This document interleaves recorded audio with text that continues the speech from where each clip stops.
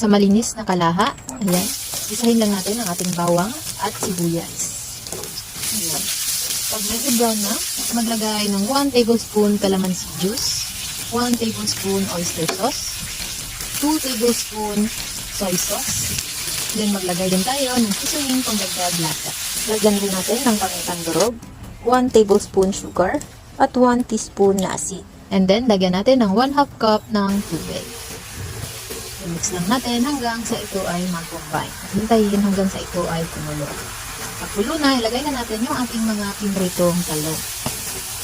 And then, ilagay din natin yung ating sibuyas na iniwan natin ng pabilog. Ayan. So, pagkatapos natin mailagay yung mga sibuyas,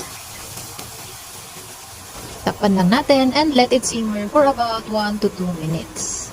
And ayan, meron tayong isang masarap na beefsteak na talong.